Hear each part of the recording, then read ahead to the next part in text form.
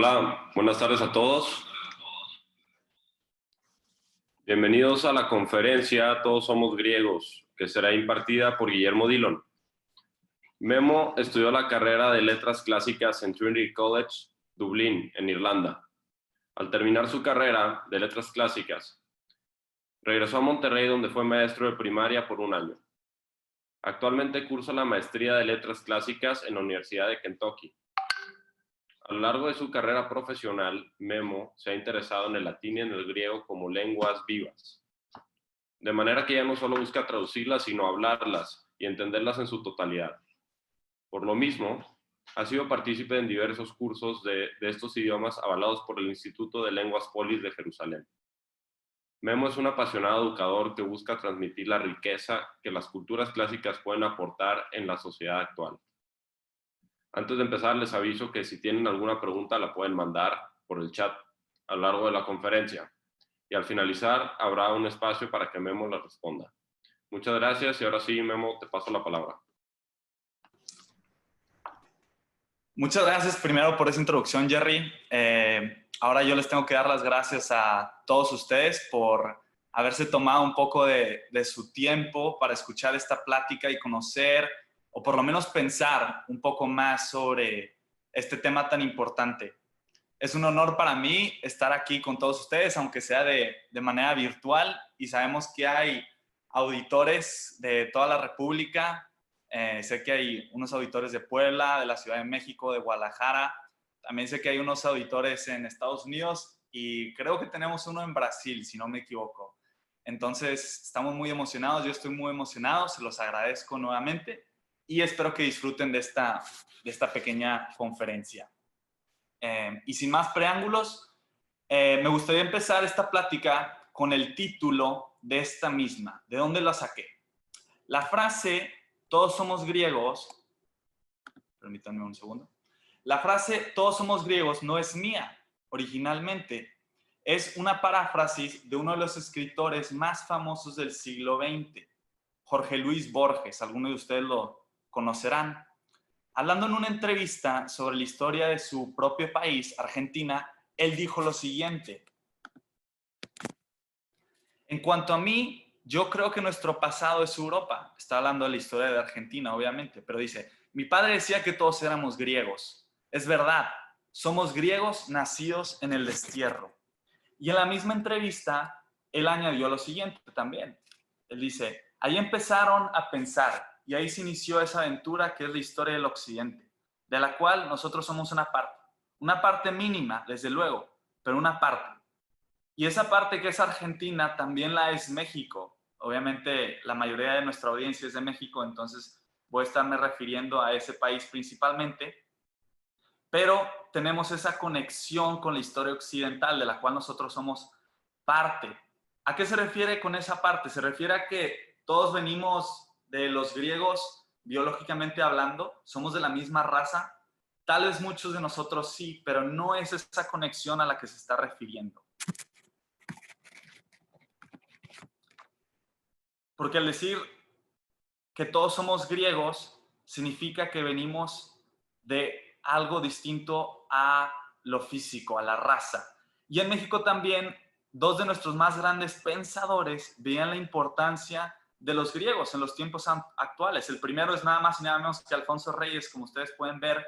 Yo creo que el regiomontano más ilustre que hemos tenido en nuestra historia como Estado. Y él escribió lo siguiente. Dice: ser griego es participar de cierta visión del mundo y de cierta actividad en el mundo. Y parte del propósito de esta charla, de esta conferencia, es que a lo largo de la conferencia ustedes se vayan dando cuenta cuál es esa visión que los griegos tenían. Y si logro que alguno de ustedes piense en eso un poco más, en la visión de los griegos, esta plática, esta charla ha sido exitosa. El segundo es, curiosamente, José Vasconcelos, que, como dije, curiosamente, porque nosotros aquí por lo menos en San Pedro Garza García, en el municipio que yo vivo, tenemos dos avenidas muy importantes que se intersectan, son perpendiculares, y lo que dice José Vasconcelos fue rector de la UNAM y gran pensador, gran escritor mexicano, refiriéndose a Grecia, a la antigua Grecia, él dice, fue el país más ilustre de todos, logró el milagro griego. Y en esta conferencia también vamos a hablar de cuál fue ese milagro griego. Ahora cada vez que pasen por esas dos avenidas, ya sea por Alfonso Reyes o por Vasconcelos, se van a acordar de la importancia de los griegos. Entonces, bien, ahora vamos a darle un poco más de estructura a todo esto. Estas eran las partes o secciones en las que la conferencia estará dividida. Primero, brevemente, nos vamos a situar geográficamente y cronológicamente. Eso significa dónde vivieron los griegos y cuándo, en qué periodo de la humanidad vivieron estas personas. Y una vez que sepamos esto, entonces pasaremos a los 3 puntos más importantes y lo que hicieron a Grecia única, en mi opinión. Esto es el valor único que le dieron al ser humano, al concepto del hombre. En segundo está una política totalmente distinta a la que nosotros imaginamos o a la que nosotros nos referimos diariamente. Y el tercer punto es el amor por el conocimiento que estas personas tenían. Y al final va a haber una sección para preguntas y respuestas, como ya dijo Gerardo, y también voy a dar una lista de sugerencias de libros con los que ustedes pueden empezar a acercarse a esta cultura griega, sea cual sea su profesión. Entonces, bueno, así vamos a organizar esta conferencia. Entonces, a continuación ustedes pueden ver un mapa muy sencillo de todo el mundo que nos ayuda a ver a qué continente tendríamos que ir, estando en México obviamente, para ir a visitar a estos griegos. Y ese continente claramente es Europa. Y para ser más preciso todavía, más específico, aquí pueden ver que Grecia se sitúa en la parte sureste de Europa. Podemos ver ahí en la parte izquierda España, le sigue Francia, luego está Italia, la bota significativa. Y Grecia se puede distinguir básicamente por las islas griegas. Era una nación, es un país de muchas, muchas islas que lo caracteriza. Tiene frontera con Macedonia, con Bulgaria y Albania. Y si alguien decide estudiar más sobre ello, se darán cuenta de lo importante que es la locación, la ubicación de Grecia con el Medio Oriente. Es básicamente la puerta de Europa entre Turquía. Bueno, Turquía podría ser la puerta, pero aún así Grecia está al lado de Turquía y ustedes pueden ver la conexión que hicieron con el Medio Oriente, muy importante. Y si alguien decide estudiar más de eso, les aseguro que se van a dar cuenta de la importancia de la ubicación de Grecia. Y ahora vamos a situarnos en la época en la cual vivieron. Y aquí pueden ver una línea del tiempo que de ninguna manera busca ser abrumadora. Y lo único que quiero que hagan es la imagen mental, si quieren en una línea horizontal, hay gente que le funciona más eso, y que sitúen a los griegos de los cuales vamos a hablar, los más importantes. No estamos interesados en los griegos del Imperio Bizantino, tampoco en los griegos del siglo XIX que lucharon contra el Imperio Otomano, no se preocupen de todos los griegos. Los que nos importan van a ser los que vivieron del año 776 a.C., está en la parte inferior, si ya se dieron cuenta, y que vivieron hasta el año 323 a.C. Son 2 fechas aproximadas, pero que marcan esa etapa, ese milagro griego que sucedió. Se llevó a cabo durante esos 450 años aproximadamente. Y créanme, no se los acaban esos 450 años. Yo llevo estudiando la cultura griega desde hace 6, 7 años y cada vez que estudio algo sobre ellos pienso que sé menos. Me doy cuenta de que me falta mucho, mucho por aprender y es algo bonito y es algo padre porque así crecen en ese deseo por saber más sobre esta cultura y cada vez les deja más y cada vez conocen más y aprenden más de ustedes mismos. Las 2 fechas que puse ahí son el 766 a.C., que está marcada por las primeras Olimpiadas, que de hecho pues empezaron en Grecia, como muchos de ustedes sabrán, y en el 323 muere Alejandro Magno, que es el único emperador, por así decirlo, de toda Grecia. Muy bien. Entonces, vamos a lo importante, ¿verdad? ¿Por qué son tan importantes? ¿Y cómo podemos relacionarnos con estas mismas, con estas culturas? Y existen muchas razones, como ya lo dije, pero hoy me quiero concentrar en estas tres. ¿Y a qué me refiero con la primera? El valor único del hombre. ¿A qué me refiero con eso?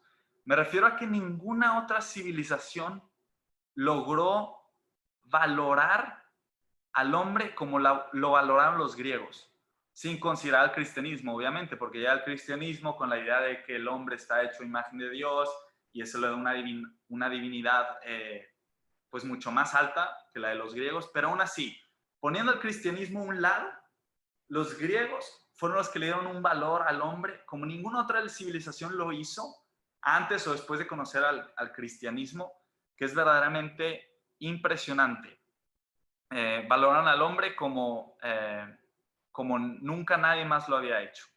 Muchos autores, de hecho, hablan de un antropocentrismo. ¿Qué significa el antropocentrismo? Significa el antropos, pues es el hombre, y el centrismo es obviamente la centralidad al papel del hombre que le dan en su civilización. Corría por sus venas esa visión del hombre, esa importancia del ser humano corría por sus venas. Entonces, vamos a empezar con un punto que a mí me gusta mucho, que es el de sus dioses.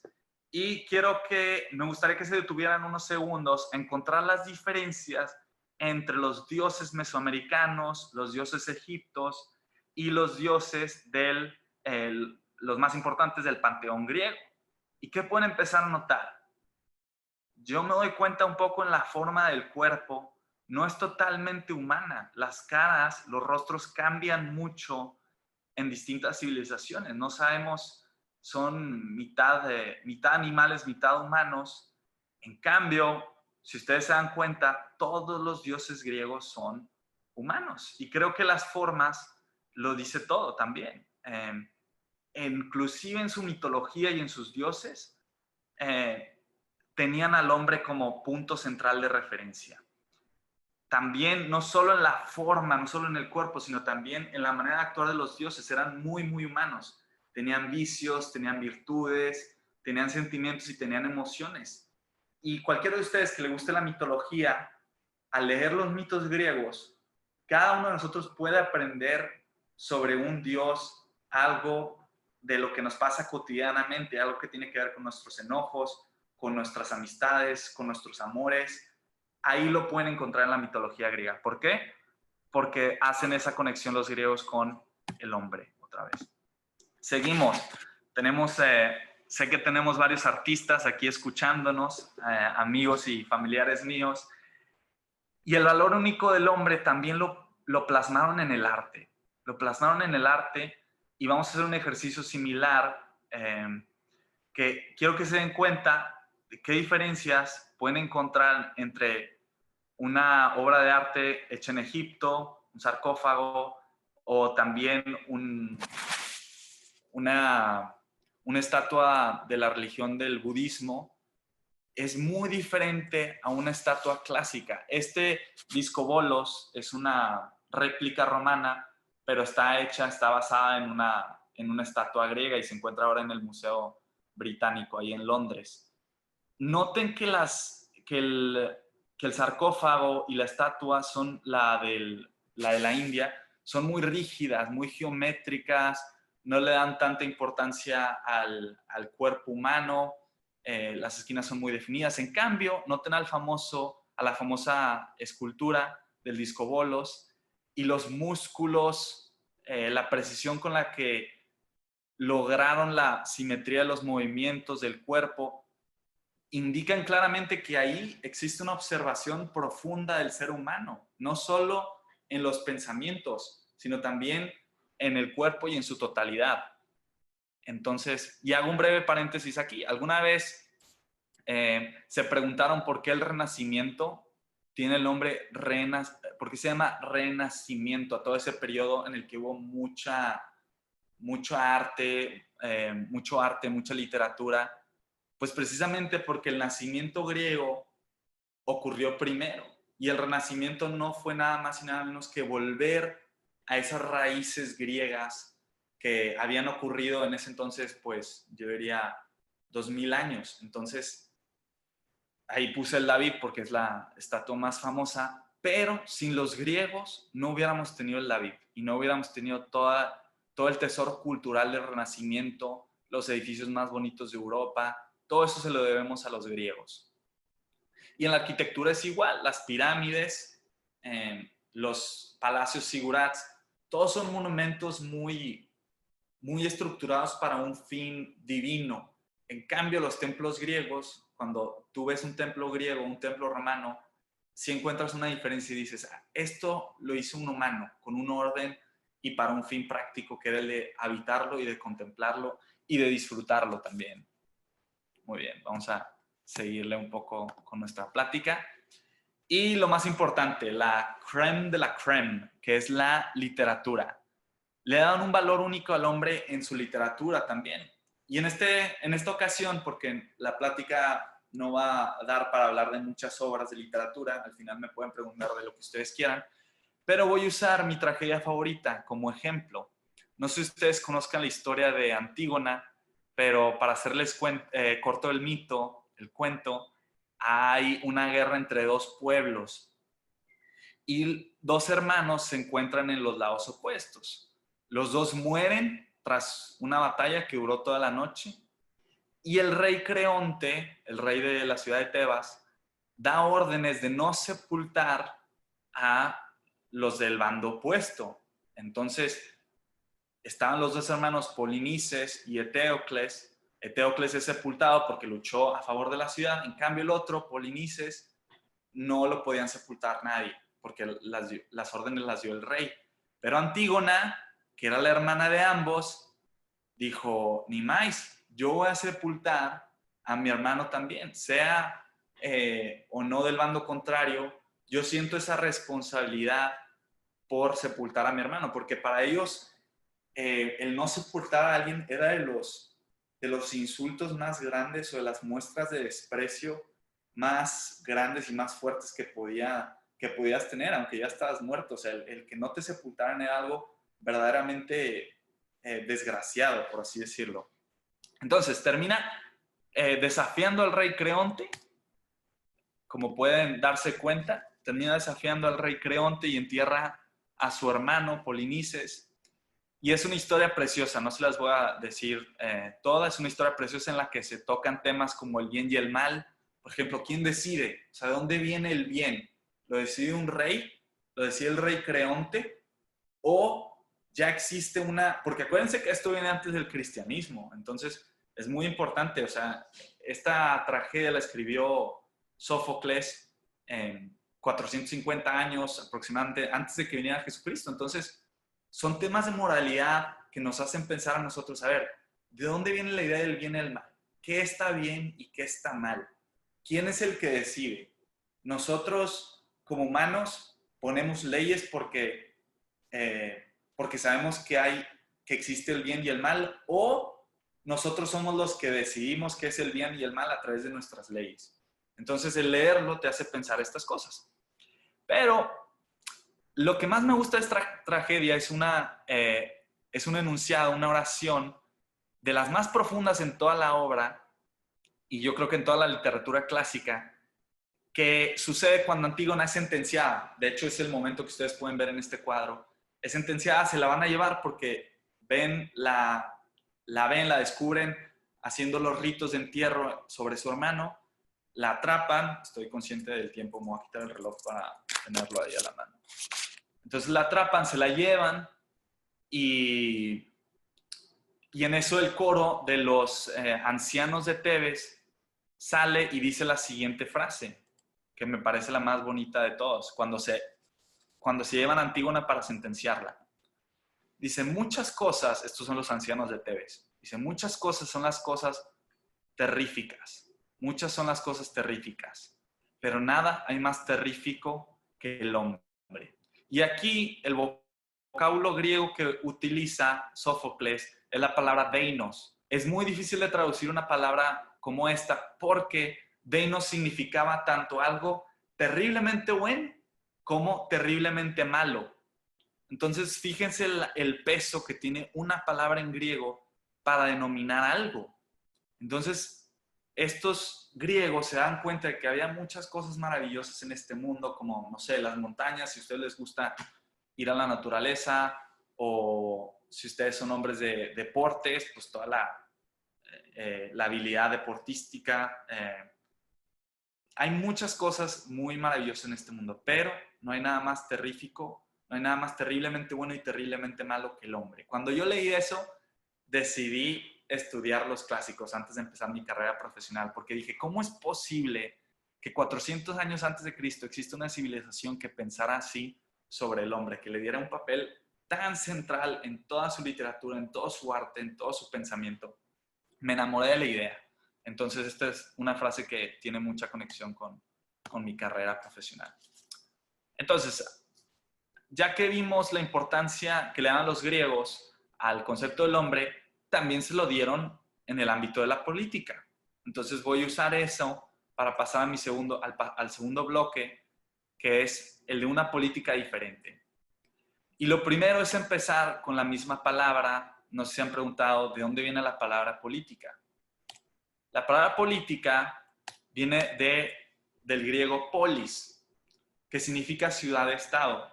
Esta ciudad-estado fue gracias a una especie de conglomeración de casas.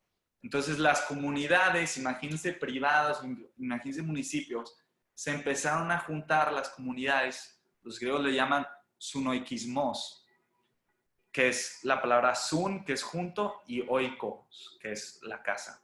Entonces se empezaron a juntar y se empezaron a dar cuenta que había algo más importante no más importante, sino que había algo más que simplemente los bienes propios. Los intereses individuales se mezclan con los comunales.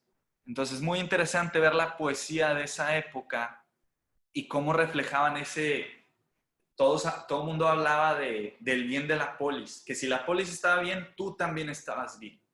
Que si nuestra comunidad de vecinos estaba bien, tú también estabas bien. Y que era muy importante pelear por la ciudad-estado, por la misma polis. De hecho, esto es muy interesante para aquellos que les gusta mucho la historia sobre la guerra o sobre las batallas que han sucedido en la historia de la humanidad.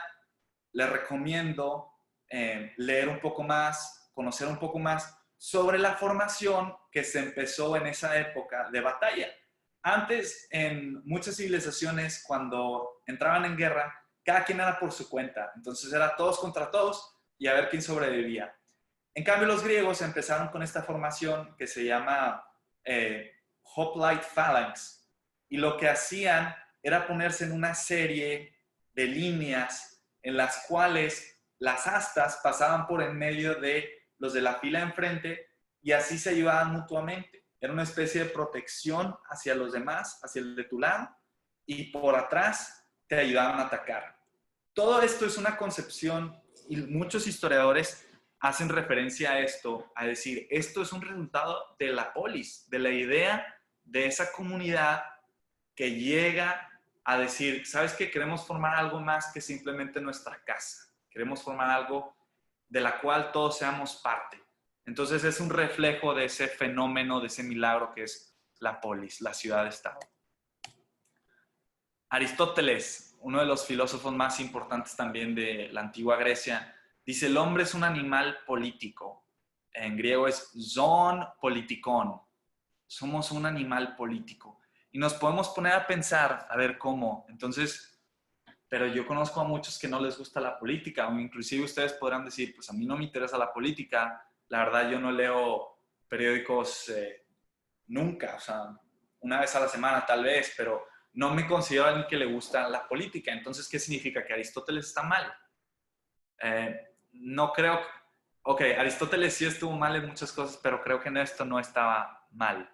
Simplemente la idea que tenían ellos de política era distinta. ¿Qué se refiere entonces a Aristóteles cuando habla de un animal político? Que nosotros somos animales políticos. ¿A qué se refiere? a ver si le puedo mover. Para esto, para saber a qué se refiere Aristóteles, pues ya les di como unas introducciones a esa idea de la política, que es velar por el bien común y relacionarse con los demás. Pero, para que quede más claro todavía, vamos a pasar a uno de los personajes más icónicos de la civilización griega, que para mí es sin duda uno de mis favoritos, si no es que mi favorito, y ese es nada más y nada menos que Sócrates. Yo no sé si ustedes han conocido a una persona curiosa que para todos les dice, que si dice, voy a ir al supermercado a comprar esto, y les dice, ¿por qué? ¿O con quién? ¿O para qué? Bueno, haz de cuenta que Sócrates era así, pero él no lo hacía solo por curiosidad. Él verdaderamente quería ver el interior de tus intenciones, la raíz, o sea, ¿por qué estás haciendo eso y cómo te hace mejor? O sea, por ejemplo, si abriste una cuenta de Facebook, ¿para qué abriste una cuenta de Facebook? Y luego, no, pues para comunicarme con mis amigos. Ok, pero ¿para qué quieres comunicarte con tus amigos? No, pues es que es buena la amistad. Y así iba, con todo el mundo. O sea, te podías hartar. O sea, hay veces en que yo estoy leyendo a Sócrates, bueno, no a Sócrates en sí, pero estoy leyendo sobre Sócrates, y te llegas a cansar porque dices, ya, párale de preguntar. Entonces, es una persona muy icónica en toda la civilización de Grecia.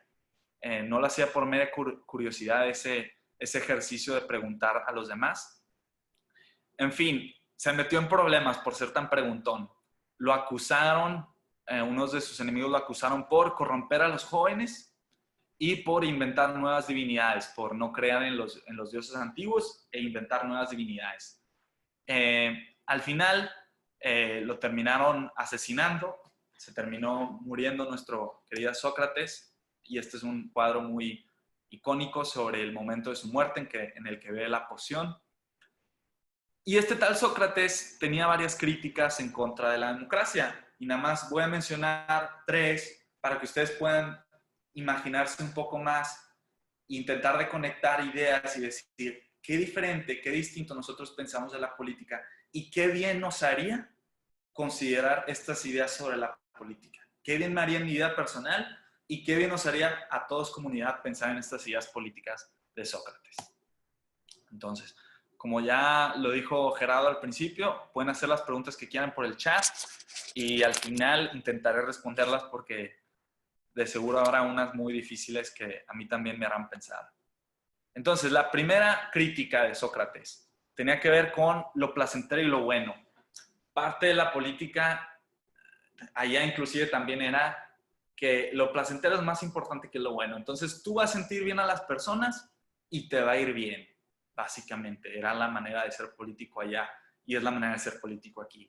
Y los políticos prefieren hacer sentir bien a las personas que hacerlas sentir mal y mejorarlas. Todo el mundo preferimos eso en muchas ocasiones, la verdad. ¿Por qué? Porque el mejorar pues cuesta trabajo y a veces no es lo más placentero, lo mejor. Eso decía Sócrates también. Y él decía, soy de los pocos, por no decir el único en Atenas, que practica el verdadero arte de la política. Él, sin ser político, sin tener ninguna posición política, él hablaba de sí mismo siendo el político por excelencia, par excellence. Decía, yo soy el político porque me preocupo por el bien de la polis. Y eso es lo que me refiero con la idea de la política de Aristóteles. Por ser el animal político, yo me preocupo por el bien de la polis. Y siempre que leo a Platón y leo sobre Sócrates, sobre particularmente esta idea, siempre pienso en un amigo mío que tiene un trabajo aquí en Monterrey, y yo siempre le digo que se meta a trabajar de político porque hace su trabajo muy bien, de vez en cuando lidia con el gobierno y lo hace tan bien y tan honestamente que le digo, pues necesitamos políticos como tú, ¿por qué no le entras ahí al show, a la pelea de la política? Y me dice, es que le hago más bien, siento que le hago más bien a mi ciudad, a mi comunidad, con el trabajo que hago. No necesito ser político para servir a la sociedad. Entonces, cuando escuché a esta persona, a este amigo mío decir eso, dije, wow, ese es Sócrates. O sea, esa idea la agarró de Sócrates. No sé cómo, si lo haya leído o no, pero dije, de eso se trata la política de Sócrates, de hacer bien a la comunidad, estés donde estés. y no preocuparte por los puestos de políticos y la burocracia. Vamos a pasar a otra crítica. La mayoría contra lo correcto. No sé si ustedes se han puesto a pensar sobre la democracia y la idea de que si la mayoría lo elige, debe ser lo correcto. Pero si te pones a pensar un poco más, no necesariamente. Bueno, antes de esto, sí, entonces antes de esto quería mencionar que Sócrates da muchos ejemplos de la vida común para explicar este punto. Entonces, usa mucho el ejemplo del entrenador de caballos y dice, tú, el cuidado de tu caballo no se lo vas a dejar a la mayoría. No vas a hacer, con tu caballo no vas a hacer lo que la mayoría piense. ¿Por qué? Porque la mayoría no sabe cuál es el bienestar del caballo, cuál es la mejor manera de criar, de alimentar y de entrenar un caballo. Tú le vas a dar la confianza a un entrenador profesional de caballos. Y te dice, ¿por qué no hacemos eso? También la medicina dice, tú no vas a preguntarle a la mayoría, tú vas con un doctor que esté bien entrenado para resolver tus problemas, tus enfermedades. Entonces, ¿por qué ahí no nos importa lo que ya la mayoría y vamos con el que sí sabe? Y en cambio en la política muchas veces decimos, no, pues si la mayoría lo pensó, debe de ser lo correcto. En cambio no, Sócrates no pensaba igual. Y le decía a Critón en uno de sus diálogos, entonces, mi excelente amigo, no debemos preocuparnos mucho de lo que diga la mayoría de la gente, sino del conocedor de lo que es justo y lo que es injusto, el cual es el único capaz de decirnos la verdad misma. Entonces ahí van viendo de qué se trata ser político. El político, si nos va a estar diciendo qué hacer o va a estar poniendo las leyes en nuestra sociedad, debe ser alguien que conozca lo que es justo y lo que es injusto. Pero entonces, ¿cómo llegamos a hacer eso? Y es la tercera crítica que Sócrates logra hacer. Y aquí entra todo el tema de la filosofía contra el poder. Y dice, para Sócrates y Platón, su discípulo, los que debían de gobernar eran los filósofos. En su Tratado de la República, Platón, a través de la voz de Sócrates, porque es un diálogo ficticio, dice, los filósofos deberían convertirse en reyes, o quienes llamamos reyes deberían filosofar genuina y adecuadamente. Entonces, qué interesante eso de la filosofía. Podríamos pensar nosotros, como, a ver, entonces, los políticos, Jaime Rodríguez Calderón, Andrés Manuel López Obrador, el político que tú quieras, ¿cómo es que vamos a cambiar a ellos y vamos a poner filósofos? Yo creo que parte del problema aquí es la idea que tenemos de filósofos. Y el siguiente punto va a ser quitar esos estereotipos de filósofos. ¿Por qué? Porque vamos a hacer un ejercicio de lógica y con esto pasamos al tercer bloque. Si la democracia es la mayoría gobernando, demos es pueblo y cracia, poder, del griego, de las palabras griegas también. Y Sócrates y Platón dice que solo los filósofos son capaces de gobernar. ¿Cuál es el resultado de esas dos premisas? Si queremos mantener la democracia, claramente. Si queremos mantener la democracia, hay una premisa que surge de esas dos. Y es la siguiente. La mayoría o todo el pueblo, la demos, deberíamos de ser filósofos.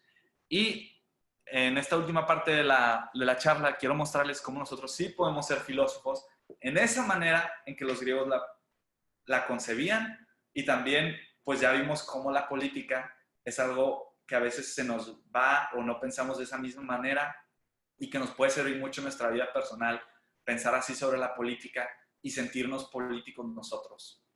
Entonces, fuera todos los estereotipos de filósofos. ¿Qué significa la filosofía como los griegos la pensaban? Y otra de las muchas bellas cosas de las bellezas sobre el griego es la etimología, porque una palabra tiene tanto significado y tanto poder que a veces un problema se puede resolver yendo a la raíz de esa palabra.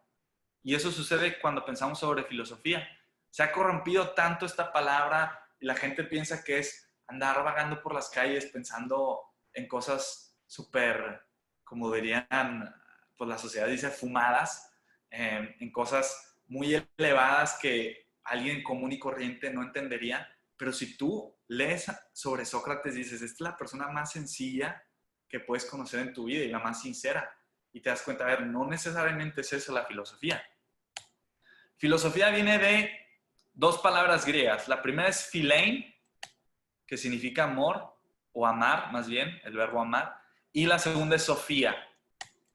Philein es, como ya les dije, amar, y sofía es sabiduría. Entonces, la filosofía viene siendo el amor al conocimiento, el amor a esa sabiduría. En ningún lado yo de esas dos palabras, en esta etimología, en esta imagen, veo yo la palabra dificultad, temas complejos, el concepto del tiempo en la filosofía hegeliana. O sea, esos son estereotipos que la gente se ha ido fabricando y que le han dado mala reputación a la filosofía. Entonces, alguien que piensa en filosofía normalmente piensa en esos complejos, en esas ideas tan complicadas que no le hacen ningún favor a esta palabra que es muy poderosa, muy fuerte, muy profunda y que nos puede servir a todos en nuestra propia vida, como le servía a muchos, muchos griegos. Entonces, en su libro de Metafísica, Aristóteles, volvemos a este gran pensador, dice, todos los hombres desean por su naturaleza saber. Entonces ya dijimos, bueno, el hombre tiene un papel súper importante en la cultura de los griegos. El hombre es un animal político, es un animal que quiere relacionarse, que quiere vivir en una comunidad sana, que vela por el bien común o que debe velar por el bien común. Y en tercer lugar, descubrimos que, ¿cómo? O sea, queremos saber y por nuestra naturaleza estamos inclinados a saber más. Yo a veces veo la idea de la curiosidad, hay gente que son muy curiosas y creo que viene de esta idea fundamental de Aristóteles, o sea, que al final del día quieren saber. Tal vez Aristóteles no se refería a una curiosidad, bueno, estoy casi seguro que no se refería a una curiosidad banal, trivial, sino que se refería a algo más todavía profundo, más profundo que esa simple curiosidad, esa mera curiosidad. Entonces, a veces, cuando nos da flojera conocer más sobre algo, pues podemos pensar en esta frase de Aristóteles y decir, ¿en qué me sirve saber? Y yo creo que es por lo siguiente. Sin darnos cuenta, nosotros ya somos filósofos. ¿Por qué? Pónganse a pensar esto. Un padre de familia que busca saber cómo educar a sus hijos de una mejor manera porque quiere lo mejor para ellos, ya es un filósofo, porque está amando ese conocimiento del cual se va a beneficiar él y se van a beneficiar sus hijos. Un artista que quiere pintar mejor sus cuadros o quiere hacer mejores esculturas, pues se va a beneficiar, o más bien, él ya lo hace, él empieza a buscar técnicas, empieza a conocer más sobre diferentes escuelas de arte y empieza a intentar diferentes cosas y ya está amando ese conocimiento. Entonces ya es un filósofo, un artista. Un empresario que busca la mejor manera de optimizar los procesos de fabricación de algún producto. Al tú estar indagando en esa cuestión y pensar sobre cuál es la mejor manera o la manera más óptima de hacer este proceso y de empezar a investigar y de pensar, tú ya estás filosofando, por así decirlo. Entonces, sin darnos cuenta, en muchas instancias de nuestra vida somos filósofos. Yo ahora lo que les pregunto y lo que Sócrates les preguntaría es, ¿por qué no hacerlo para la buena vida? ¿Por qué no preguntarse cuál es la mejor manera de vivir? ¿Esto que voy a hacer, esto que voy a comprar, me va a hacer una mejor persona? ¿Esta decisión que voy a tomar, me va a hacer una mejor persona? ¿Va a ser una mejor persona de los que están alrededor de mí?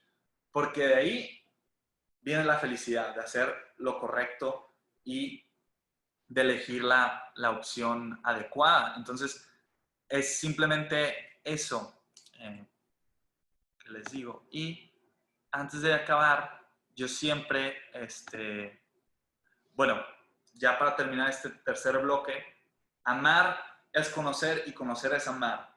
Y todos los casados que están escuchando esta conferencia se darán cuenta de eso. Entre más conoces a tu pareja, más la amas. Y entre más la amas, más la conoces. Hay una relación intrínseca entre estas dos cosas. Entonces, cuando Aristóteles habla sobre ese saber que está en nuestra naturaleza, yo creo que también está hablando de un amor. O sea, el hombre por naturaleza quiere amar y quiere ser amado, quiere conocer y quiere ser conocido. Y es una relación intrínseca que los griegos hicieron la conexión con esa palabra filosofía. Fileo, amar, y sofía, conocimiento. Entonces, ¿cuántas veces le metemos esa idea o cuántas veces pensamos sobre eso al empezar un nuevo proyecto, al tomar decisiones de nuestra vida diaria? Y por eso es muy bueno todo este tema de conocer y amar. Entonces, ya vimos 3 cosas que hacen esta civilización única y que creo yo que le dan la importancia a nuestra sociedad actual. El valor único que le dieron al hombre, una política totalmente distinta a la que podríamos ver nosotros hoy en día y mucho más profunda, con un sentido mucho más trascendental. Y en tercer lugar, esa relación íntima entre el amor y el conocimiento. Y que el amar el conocimiento, el que el filosofar, lo podemos hacer todos nosotros a cualquier hora del día. Muy bien, entonces siempre al terminar de hablar sobre la importancia de los griegos o de los romanos, porque también soy un fan de los romanos, aunque si tuviera que elegir entre las dos me consideraría más un helenista. Entonces prefiero a los griegos por varias razones, pero no le quito la importancia a los romanos. Siempre que termino de hablar sobre estas dos culturas, les pido a los oyentes que se imaginen lo siguiente. Están visitando la casa de sus abuelos, ya fallecieron sus abuelos, imagínenselo, es un ejercicio mental, y que en el ático de esa misma casa, de la casa de sus abuelos, se encuentran con una serie de artefactos, se encuentran con una serie de escritos sobre sus vidas, se encuentran con cartas de amor que se escribieron entre ellos, con poemas, con lecciones de vidas, con costumbres y tradiciones, se encuentran con pinturas, se encuentran con retratos bellísimos de los dos también, increíblemente bellos. Y yo me pongo a pensar, ¿quién dudaría que al final de ese encuentro, de esa visita, con el pasado de ustedes, de sus abuelos, no terminaran sabiendo más sobre ustedes mismos? O sea, si hiciéramos esa visita y nos encontramos con ese tesoro de nuestros abuelos, de nuestros padres, creo yo, y es lo que yo he experimentado, que nos terminaremos conociendo más a nosotros mismos. Y lo mismo sucede con nuestros padres y abuelos culturales, que son los romanos y los griegos. Conocer sobre ellos es al final del día conocernos más a nosotros mismos y sacar lo mejor para nuestra propia vida y que nuestra vida se vuelva muchísimo más agradable. Muchísimas gracias, Memo. Muchas gracias por esta excelente conferencia, que la disfrutamos demasiado. Y pues gracias por conectarse a todos. Muchísimas gracias. Gracias. Adiós.